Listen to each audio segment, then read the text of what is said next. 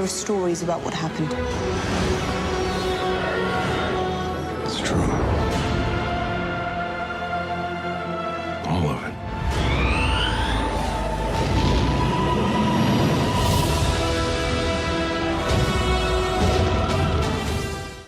Hey guys, Brian from the Star Wars Canon Library here, and you heard the man, there were stories, and they're all true.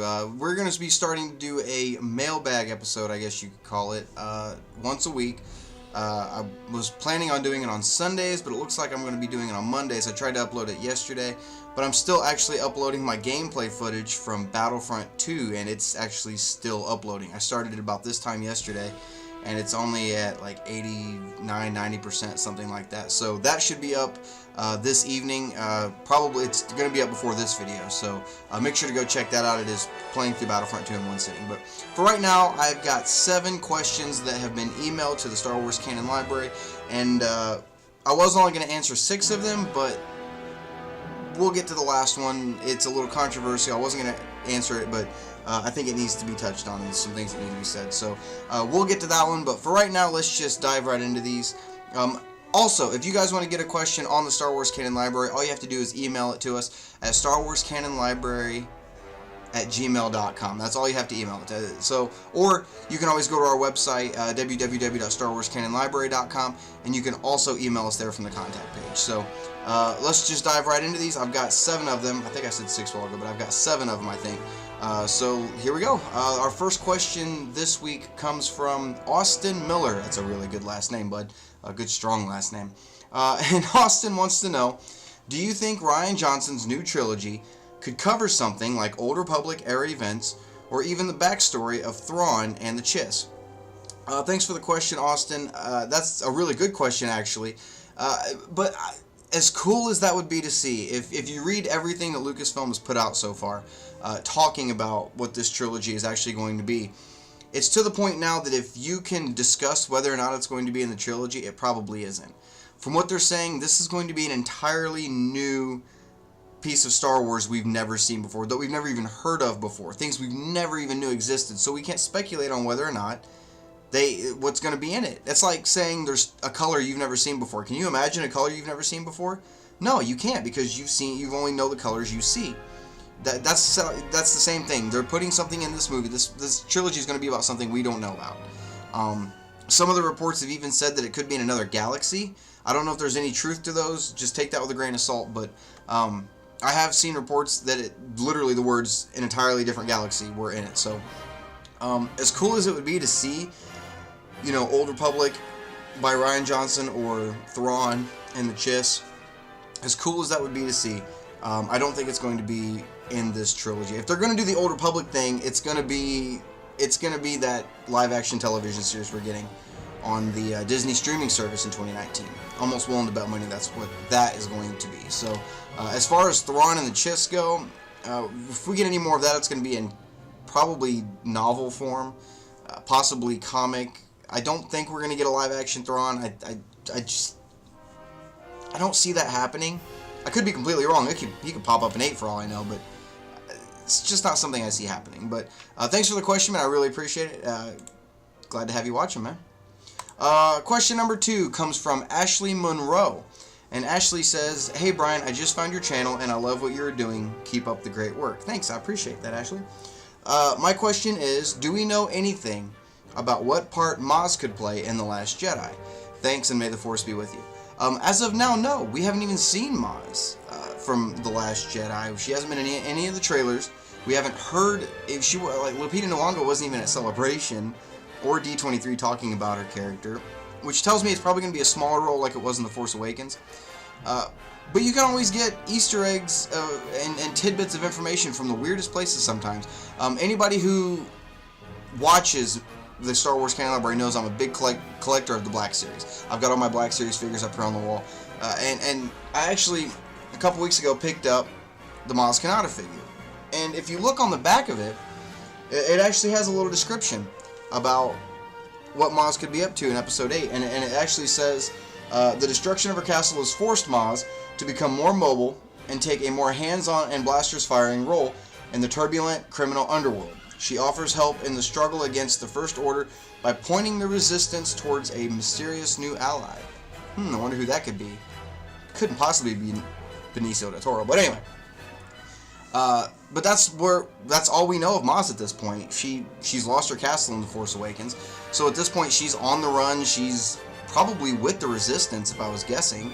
But I really don't know. We haven't really seen much of Maz, and I'm hoping she has more to do. Maz was one of my favorite parts of The Force Awakens. She was a very pleasant surprise, as far, in my opinion anyway. And it'd be a shame to waste somebody like that, because we really need to find out where she got that lightsaber. I'm hoping they touch on that at some point too. So thanks for the question, Ashley. Let's see here.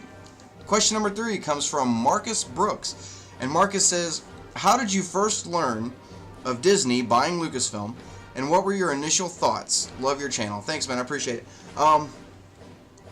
First time I heard of Disney buying Lucasfilm. Okay, it was 2012, and it was like the month after I'd gotten out of the military. I was working for I had a buddy whose father I was working for at the time, and I worked from like 5 p.m. to 2 a.m., something like that. I was still living in Ohio, and me and Kirsty hadn't been together very long at all, and she texted me, and this was like 2 weeks after I got her to sit down and watch all the Star Wars movies, fully, all the way through. And at that point, it was just 1 through 6, you know, and I mean, I told her she didn't have to watch Clone Wars, and she didn't want to, and she really didn't want to. She just watched 1, 2, 3, 4, 5, 6. But she texts me and tells me that Disney bought Lucasfilm, and my first thought was, you're full of crap, you're kidding. I thought it was a prank. I really did. And, you know, because, I mean, I told her it'd be nice if someday we got more Star Wars movies, not 2 weeks before that. And she sent me the link, and I clicked on it, and because I was at work at the time, and I was like, oh my god, this is real. So when I got a break, I sat down and read the article, and my first thought was, oh my god, this is going to be awesome. Until I started seeing on Facebook people photoshopping pictures of Zac Efron as Han Solo and Selena Gomez as Princess Leia, and it's just, at that point I actually was like, oh crap. Oh crap. 'Cause looking back, I knew it was just internet trolls. That's all it was, and people who hated the fact that Disney was going to be doing it. But at the same time, I couldn't help but be like, what if they do that? What if they actually, oh my god, no. But they said they wanted to have a movie out by 2015, which was like 3 years from that point, 2.5 to 3 years to that point. And I was excited just because we were going to get episode 7, but I decided that if, you know, trailers started coming out and that's what it was, they had Disneyfied the crap out of it, then I wasn't even going to go see it. I was just going to stick with my 6 that I had and call that quit. Technically my 3, because I hated the prequels even more back then. But then the first bit of news that came out as far as the new direction they were taking the films was that I believe the first piece of information was J.J. Abrams was the director. And I'm not a huge Star Trek fan. I mean, I don't mind Star Trek. I like Star Wars, obviously. But I don't mind Star Trek. It's apples and oranges in my opinion. But I'd seen what he did with the first Star Trek reboot, and I don't remember if Into Darkness was out at that point yet or not. I don't remember. I think it was. It was. And I'd seen that, and I was like, oh, you know, I can kind of see how he could do Star Wars, how it would work. And then I was a little more put at ease. And then they said that it was going to be set 30 years after the classics. And I'm like, okay, well, that puts out the Zac Efron, Selena Gomez crap. And then they said they were getting the original cast back. And I'm like, oh, okay, this is going to be cool. And then, you know, they started talking about they were going to focus on practical effects and how it was going to flow more, you know, naturally with the classic trilogy. Now, don't be fooled. Episode 7 has more CG in it than even The Phantom Menace did. So, do not be fooled.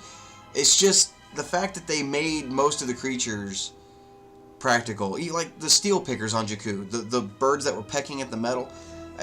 Somebody spent hours building that thing just to have it in a 3-second shot. That's amazing to me, you know? And that much love being put into it. They built a life-size Millennium Falcon, for God's sakes, you know? So, and, you know, and then we got the first teaser trailer, and then it was pretty much all history from there. But, yeah, I slowly got more and more excited from what I was hearing, and I didn't want to get overly excited, because I knew I was setting myself up for failure if I did that, knowing my luck it was going to suck. So, but luckily, it didn't suck in my opinion, and we got an awesome Star Wars Episode 7. And so far, I'm pretty happy with what Disney. I shouldn't say what Disney's doing with it, because Disney's not doing it. It's still Lucasfilm. Disney's just writing the checks. That's all it is. So I'm very happy with the direction they've taken it so far, and hope to see more very, very soon. Episode 8, guys. 2.5 weeks. Cannot wait. All right, let's see here. Question number 4 comes from Drew Williams, and Drew wants to know: do you think The Last Jedi will outperform The Force Awakens at the box office? I want it to so badly. 3 more weeks. Thanks for the question, Drew. Is it gonna beat The Force Awakens? No, it's not gonna beat The Force Awakens. The Force Awakens. Now, is The Last Jedi gonna be a better film than The Force Awakens? Yes, I love The Force Awakens, but I'm willing to bet a lot of money on The Last Jedi being way better than The Force Awakens. That being said, I don't think it's going to beat at box office at first. It may catch up to it at some point, but I wouldn't be willing to bet money on that. The Force Awakens is the #1 box office, or domestic box office holder ever. Let that sink in. Ever. Out of thousands of movies that have come out, it is the #1 domestic. Okay, I think it had like a 247 million, 248 million opening weekend, something like that. When people went to get tickets for it, it crashed every internet vendor website there is. Think about that too, alright? And for The Last Jedi, I was able to buy 2 more tickets the other day for a buddy of mine for the same showing we're going to, opening night for The Last Jedi. So it's not as sold out as The Force Awakens was. I think The Last Jedi right now is tracking for 200 mil, something like that. So I don't think it's going to beat it at first. Once word of mouth gets out about how good the movie is, because we all know it's going to be good.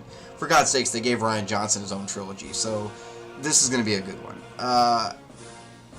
Once word of mouth gets out, I think it'll start picking up some steam. It's going to have legs. It's going to go for a while. That's going to be in theaters well into probably February. I still remember in 2015, 2016, when Force Awakens was still in theaters. And I remember I was in my truck and I heard on the radio, was it the morning or the evening or something like that? I heard it on the radio and they were talking about box office numbers. And the guy on the radio literally said, well, it was bound to happen sooner or later. The Force Awakens has been dethroned as the #1 box office film this weekend. And I was like, oh man, crap, it came in at #2. But yeah, that was like late January, I think, for The Force Awakens. So The Last Jedi is going to have legs. It's going to be going for quite a while, especially considering the deal that everybody's like worried theaters are going to boycott The Last Jedi because of this deal Disney has with them, having to keep it in so many theaters, make so much money on it and stuff. So I don't think it's going to beat The Force Awakens. Okay, wait. Will it outperform The Force Awakens? I'm going to say no at first. I don't know what it's going to do afterwards once word of mouth gets out, but I don't think opening weekend it's going to come anywhere near what The Force Awakens did. The Force Awakens was this perfect storm because it was our first Star Wars movie in like 10 years, and at this point we've had 2 new ones in the last 2 years. It was our first new Star Wars movie in 10 years. It was the classic cast coming back. It was characters we hadn't seen on the big screen in decades. It was new, you know, and now that we're 2 films in, I don't think this one's going to do, I don't know, man. I don't think it's going to outperform The Force Awakens opening weekend. So, thanks for the question, man. I really appreciate it. Let's see here. Question number 5 comes from Miranda Fletcher. And Miranda wants to know, what made you want to start the Canon library? Do you have any advice for someone wanting to start their own YouTube channel or podcast? Thanks for the question, Miranda. Ooh, bumped my mic. Thanks for the question. What made me want to start the Canon library? The Canon library actually, okay, look, when I was a kid, Star Wars was everything. I was bullied a lot in school. Went home. It's amazing I don't have depression. It really is. I went home, and every day, being bullied, being chased home from school, because we lived like 2 blocks from the school, and all I had was, when I was a kid, was Beast Wars on Fox, because that was a big thing then. Screw Beast Machines, that was crap. But Beast Wars, and then Space Cases on Nickelodeon, because that was like my big thing, and Star Wars. That was it. That's all my childhood was. And Beetleborgs. Forgot about Beetleborgs. And when I was a kid, it was only those 3 Star Wars movies, the classic trilogy. That's all we had. And I remember getting, I think the first EU book I ever read was Shadows of the Empire. I'm pretty sure that's what it was. And I fell in love with it. And that made me want to read all these other Star Wars books. And then I realized that there was this giant library of books that I needed to catch up on. And I started reading them, and I got caught up at one point. And then I remember there was a time I went to get the next book at the library, and there was like 7 new ones. And I didn't know where to go from there. And I tried keeping up, and I just couldn't, and I ended up giving up.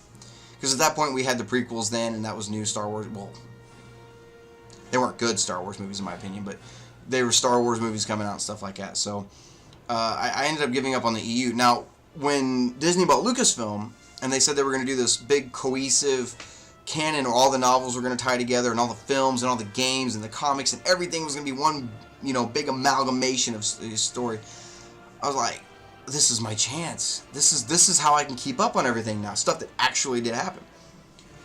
So I think the first book released in 2014, and I think it was A New Dawn. That New Dawn was the first one, but I read A New Dawn, and then Tarkin came out, read that. And then the comics started coming out in February of 2015, and then somewhere in there, I think next was Heir to the Jedi, and then Lords of the Sith. And I think I was reading Lords of the Sith because I was still living in Ohio when I started getting the Canon stuff, and then we moved to Arkansas, and then we moved to Kansas. And when we got to Kansas, it was like the week we got to Kansas, I decided I was going to start a podcast or a YouTube channel or something, to help talk about, because I had a lot going on in my life at the time. I was losing family members left and right. Like, I needed an outlet, and talking about something that I love and something I'm passionate about, Star Wars, was just something that came naturally to me, and I wanted to share my opinion with a bunch of other people. And so I decided to start this YouTube channel, this Facebook page. And I started the Facebook page, and it was just mainly to keep the cover art straight for me, and the comics, and the keep everything in a chronological timeline for me and for a few of my friends that I shared it with. Well, at some point down the line, I guess somebody shared it and it got out. The Facebook page did. And I started talking to these new people I'd never talked to before about Star Wars, and it got to a point where I was like, man, I should start a website. Because my junior and senior year, I went to a vocational school for interactive media. We learned web design, graphic design, art, audio and video equipment, stuff like that. And I was like, I bet I could do a website. So I made StarWarsCanonLibrary.com. I bought the domain, and I set and made the website from scratch. And then got that live. And then we started doing YouTube videos. And I think the first YouTube video was actually the reaction video to the last trailer for The Force Awakens, which was a bad video. It was me, Kirsty, and then a couple of our friends at the time, Andrew Corbin and Victoria Holiday. And we didn't even have the trailer down in the bottom corner of the video. And actually, I'll tell you what we shot it on. That video was actually shot on this right here, my cell phone. This is my old cell phone. I had to go back to this one because I broke my other one. But this phone right here is what we shot that video on. And just had it clamped to a music stand with a guitar capo. I shit you not. That's all it was. And we uploaded that, and then I think I'd done like one little video before that or something, but then I decided we were going to try to kind of make a show out of it a little bit, me and my buddy Andrew, and my buddy at the time. And we kind of went from there, did it by the seat of our pants a little bit, using that cell phone. And finally I got me an old webcam, and I think I was borrowing a Yeti mic from my sister-in-law at the time. And then I ended up losing that, and then we used some actual real mics. And then, it's just slowly progressed. Andrew kind of went, me and Andrew kind of went our own separate ways. And it's really, what you see now is what it's turned into. So, what made me want to start it is just, I wanted to keep track of everything. Like, for some reason, I'm OCD when it comes to chronological stuff. It's crazy. I mean, I just did my works inventory today in like 7.5, 8 hours, and it's supposed to be like a week-long thing. So I'm really good. I'm really good with numbers and keeping things in order and stuff like that. So this is really my outlet. This is why I don't lose my mind most of the time after the way most of my life is gone. So yeah, that's really what it was. It started as a stress outlet, and now it's turned into this. And don't get me wrong, it's still a stress outlet. When I get stressed, I come in here and make a video. So, but yeah, I hope that answers the first part of your question. The second part, do you have any advice for someone wanting to start their own YouTube channel or podcast? That's a really good question, actually. It's because it's becoming more and more of the norm. That more and more people are doing it. I mean, 10 years ago, you didn't hear of anybody doing that because the equipment was so expensive and stuff like that. But now it's so cheap and easy to get a hold of. More and more people are doing it. I mean, you can do it straight off your phone now. As far if you're wanting to do something kind of like this, where you just kind of sit and talk about something you love, that's all you need to do. All you really need is your cell phone. You know, just hold your cell phone up, record yourself, and upload it to YouTube. That's all you really got to do. Now, if you want to make it look really good and sound really good, the most important thing, even with YouTube, believe it or not, even though it's a video site, is your microphone. Because a lot of people, if you sit and talk about something long enough, if the video's long enough, you're just sitting and talking about something, people can just set their phone down and just listen to you, like an audio thing, right? So your microphone is actually the most important thing, and your camera would be second. And this microphone, this is a Blue Snowball. I got it off of Amazon for like $45, and the arm was like $12. But it came with like a little tripod too. So I mean, it gives you everything you need, and it's USB, plugs right in, and all you need is like if you have a laptop with a webcam, perfect. Buy one of these and you're set. You know, the webcam I use is actually a Logitech C920. It shoots in 1080p. I started with a Logitech, what was the other one? C520, something like that, but only shot in 720. So I wanted something a little more crystal clear, and I went and got the C920, and there's like a C922 out now. It costs it's like $20 more than this one, and I don't want to upgrade because I don't want to go spend $90 on a new camera just for a little bit of an upgrade. But if you're going to buy one and invest the money in it anyway, I would go ahead and get the upgraded version of it, the C922. I mean, unless you just don't care about extra features, just get the C920. You can get them pretty cheap now off Amazon, or I got mine at Target. So, and it's just on a little tripod between my two monitors here, and I've got these clamp lights, these like desk lights, hooked up on either side of my desk on the back side of it with daylight bulbs in them, and they're kind of angled up a little bit because I don't have diffusers on them. I need to get some diffusers, but they're angled like straight at the ceiling right now, so the light just kind of bounces off the inside of the rim in this way, and that's where I get the lighting from.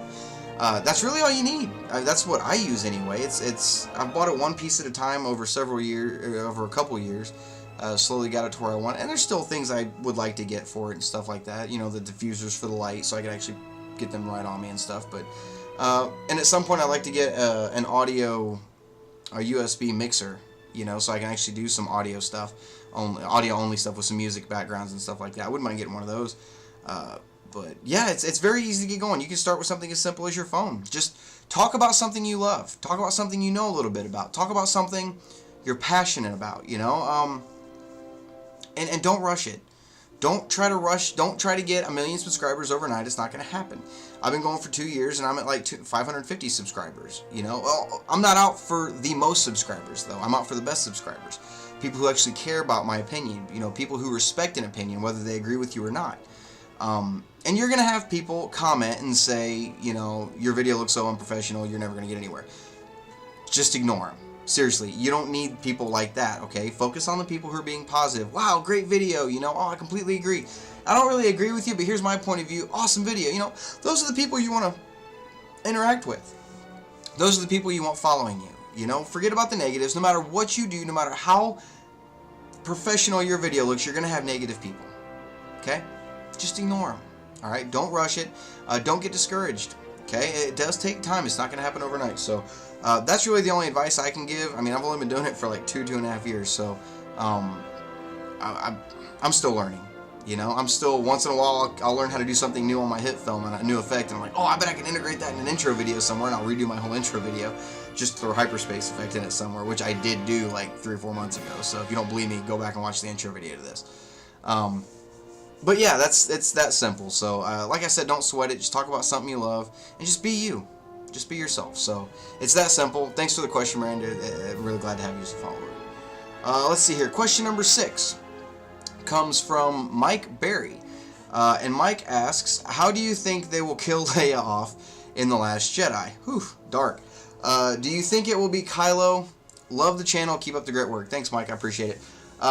Okay, first off, we're just assuming they're killing Leia off in 8. We don't know that for sure yet. We're going to find out in like 2 weeks, right? 2.5 weeks. Are they going to do it? Odds are they're going to do it. Are they going to do it the way they did it in the trailer, or they were kind of leaning towards in the trailer? I don't think so. They wouldn't have put it in the trailer otherwise. How do you think they'll kill Leia off in episode or in The Last Jedi? I really don't know, to be honest. It's one of those things, in my opinion. I feel like Han's gone now. Ben's turned to the dark side, right?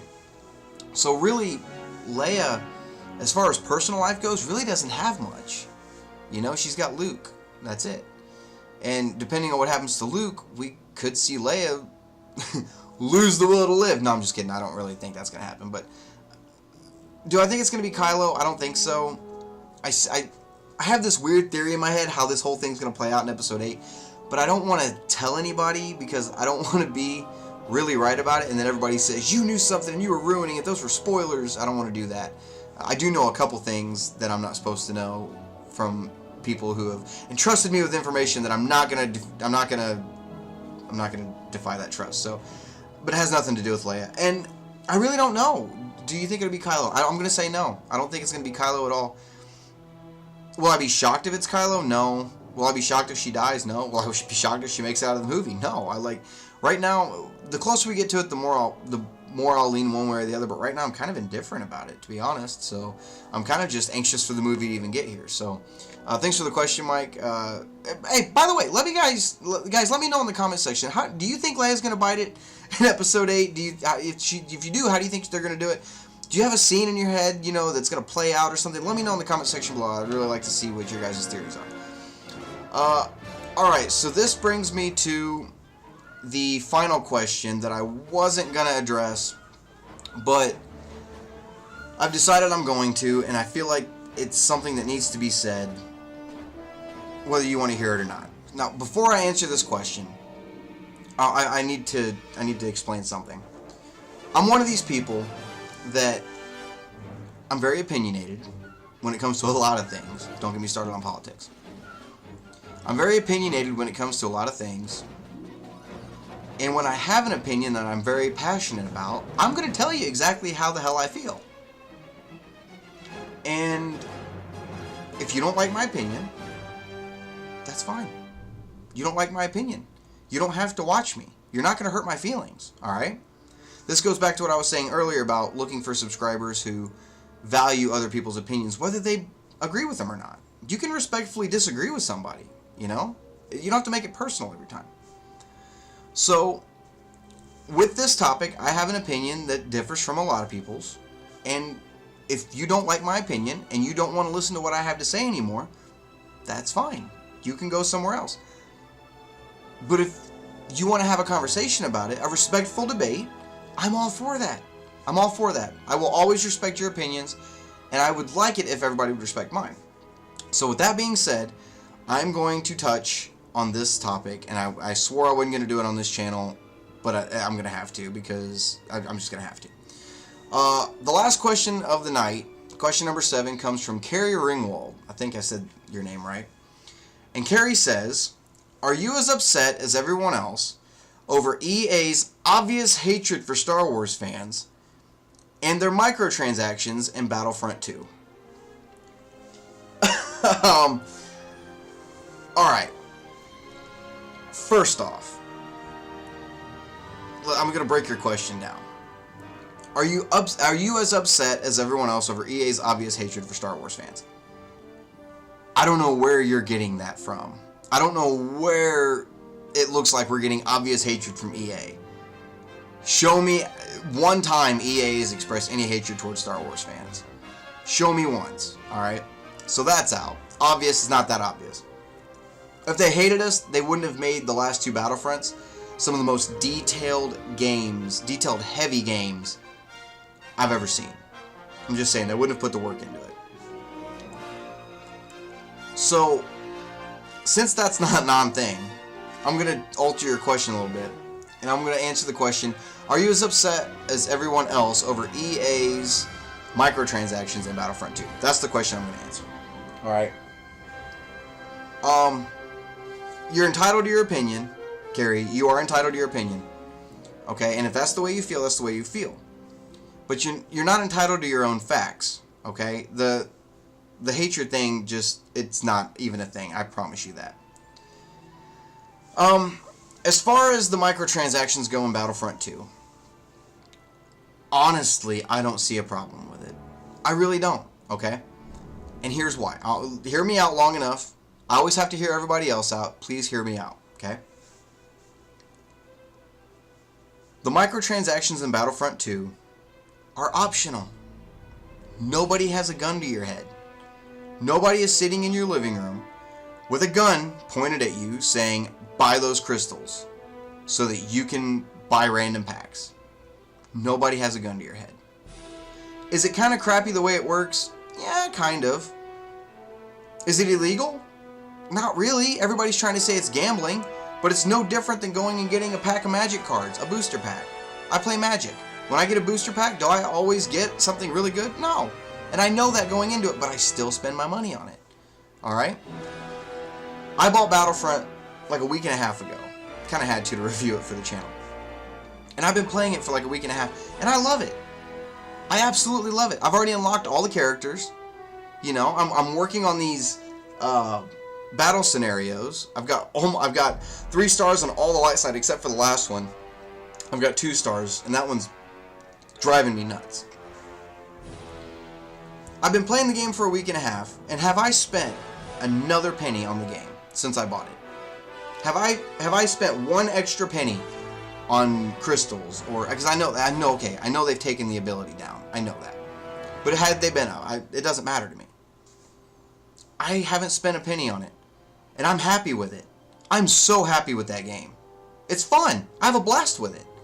Okay? I'm not going to go waste all my money on it, even when they put the crystals back up. I'm not going to do that. You don't need to. I'd rather earn something and make it mean something to me than just going and buying it. When I was a kid, I wanted a Game Boy, and I wanted my mom and dad to buy me one, and they wouldn't do it. I saved money up for it, and when I saved my money up for it and I was able finally to buy one, it meant more to me because I'd worked my butt off to get it. I took better care of it. They bought my sister one. She smashed hers, but it meant more to me because I put work into it. You know? People crying about Battlefront, it just goes back to everything I always say on social media about Star Wars fans today. Spoiled and self-entitled. Those are the 2 words I always use. And all they're doing by complaining about Battlefront 2 is proving my point. Oh, the campaign was only 5 to 7 hours. I beat it in 5 hours. I'm happy with it. There's more story coming. Free DLC. It's coming. There's probably details in it that are going to spoil something in The Last Jedi, and they didn't want to do that. I get it. I'm excited for the new DLC. It gives me something to look forward to. I don't get why everybody's complaining. Everybody complaining about these microtransactions, right? Because nobody has a gun to your head. Remember that. Nobody has a gun to your head. Nobody's forcing you to do this. Okay? That's like you walking into a casino and telling the casino owner, I don't like the way you run your casino. I only win once in a while. Well, nobody asked you to walk into the casino in the first place.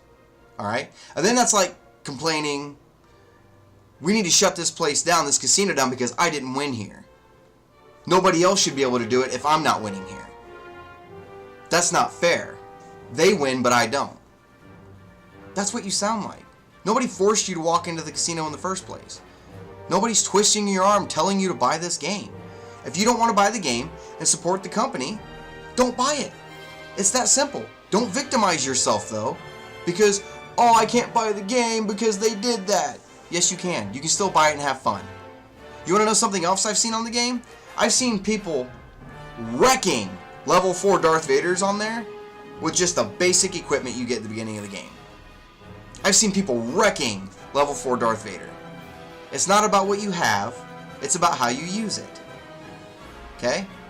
That's what it is. It's not what you have, it's how you use it. You can have a level 4 Vader and just stand there and run around in circles, and you're going to suck. That's all there is to it. Okay? That's fact. I'm sorry, but that's fact. If you're one of these people complaining about Battlefront 2, and you're trying to make a statement by not buying the game, I don't care. I'm buying the game. I'm still getting entertainment value out of it. You're not going to affect me at all. Okay? That's all there is to it. That's my opinion on Battlefront 2. No, I'm not upset about the microtransactions, because if I don't want to be bothered by them, I don't do them. It's that simple. Okay? I'm just going to play the game I got. You don't have to be the best. Okay? The game's about having fun. No, only one person can be the best. Only one can be the best. And odds are it's not going to be you.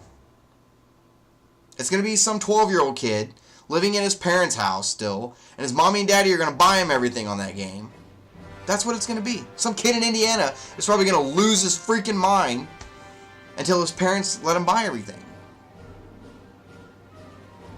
Now, if I decided I wanted to go in there and buy everything and waste dozens and dozens and dozens of dollars on the game, that's my right. I'm not going to, but that's my right. I work hard for my money. I can decide what I do and what I don't do with it. That's my choice. So these people crying, don't sit there and say, you can't spend your money on that because it's not right. That's not your choice to make. You don't like it, don't buy the game. That's all there is to it. So that's my opinion on Battlefront 2. That's the last I'm going to say of it. You guys will never hear me bring it up again. I swear to you, that's the one and only time you're going to hear me complain about it. So, oh, my phone just went off. Did you hear that? Yeah. Oh, it was Nick Albers mentioned me in a comment on some fan group. Popped up on my computer. So yeah, guys, that's the first mailbag episode for the Star Wars Canon Library. Like I said at the beginning of the video, if you want to get your question on the Canon Library's YouTube channel, just simply email it to starwarscanonlibrary@gmail.com. Make sure to also check out the website, www.starwarscanonlibrary.com, for the entire timeline of everything Canon in chronological order so far, all the cover art, everything. And if you guys also like this video, make sure to hit that thumbs up button and hit the subscribe button as well. You can also check out our Facebook page. It is facebook.com/StarWarsCanonLibrary. So until next time, guys, this is Brian signing off, and may the Force be with you. Hey guys, make sure to check out the website. It is www.starwarscanonlibrary.com. You can email us anytime with any questions for any Star Wars canon material whatsoever. It's just starwarscanonlibrary@gmail.com. Make sure to check out our Facebook page as well. It is facebook.com/StarWarsCanonLibrary. If you guys like this video, make sure to hit that thumbs up button. There's plenty more videos coming where this one came from. If you really liked it, make sure to hit that subscribe button. I'd sure appreciate it.